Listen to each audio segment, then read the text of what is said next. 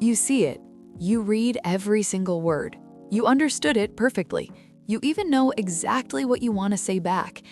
And then you put the phone down.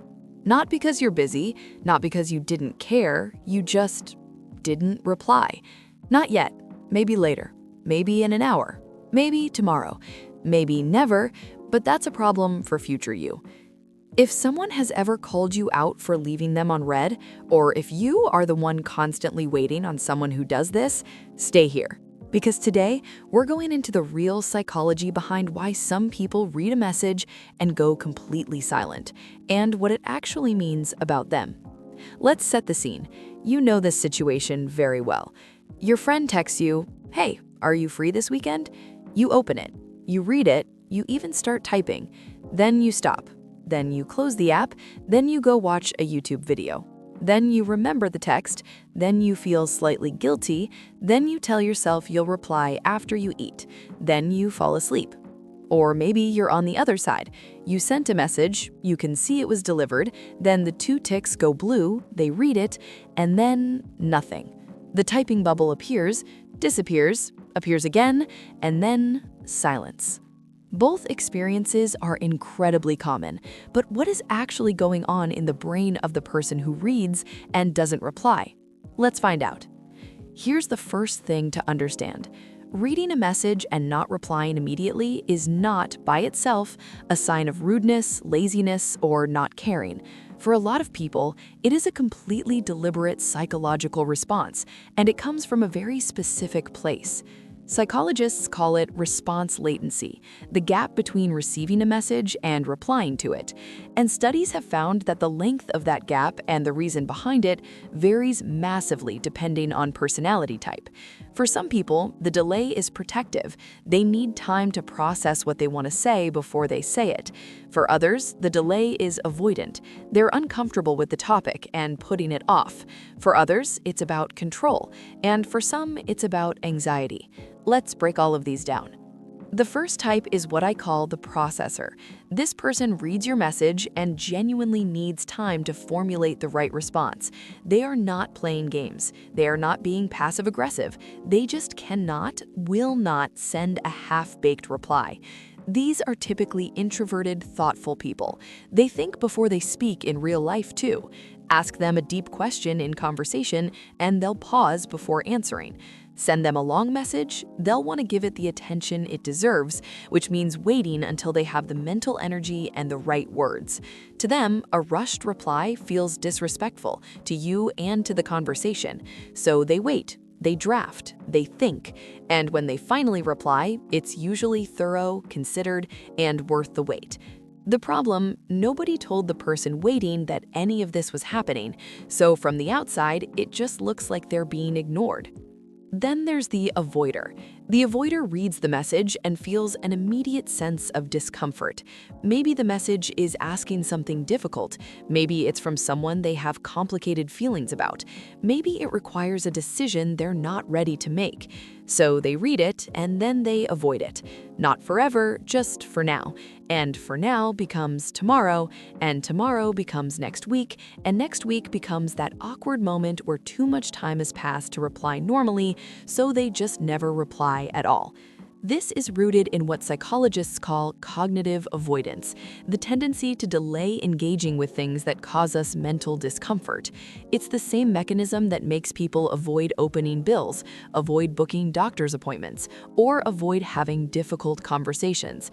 The irony, the longer they avoid replying, the more anxious they feel about it. And the more anxious they feel, the harder it becomes to reply.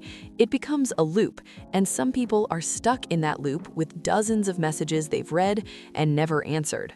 Now, this type will make some of you uncomfortable because some of you are this type and you know it.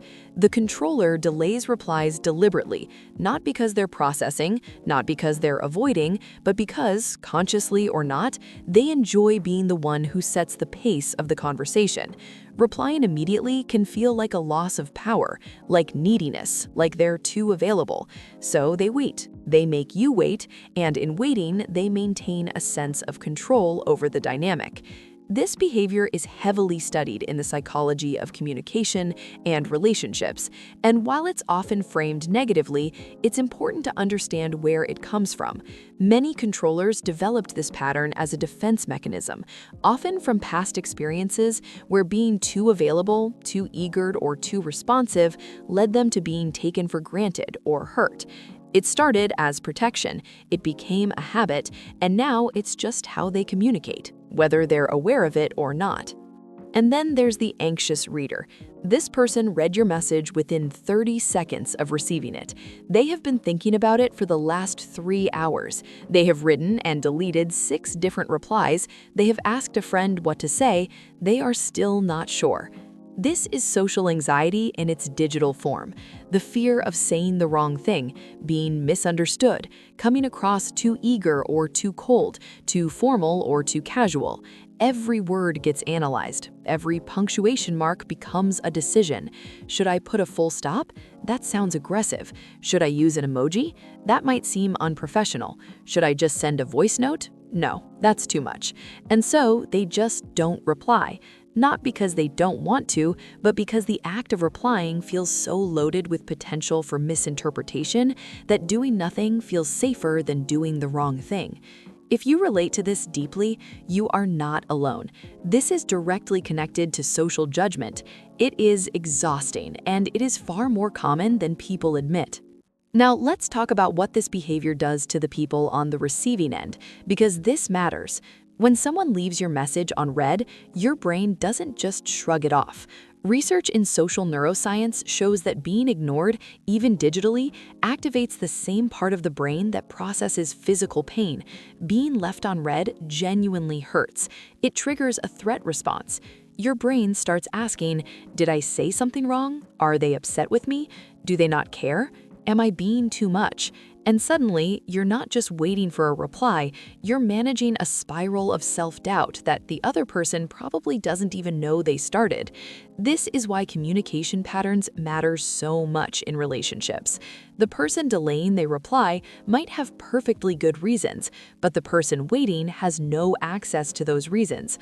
All they have is the silence, and silence, the brain fills with its worst fears. Here's the moment of honesty I want you to sit with.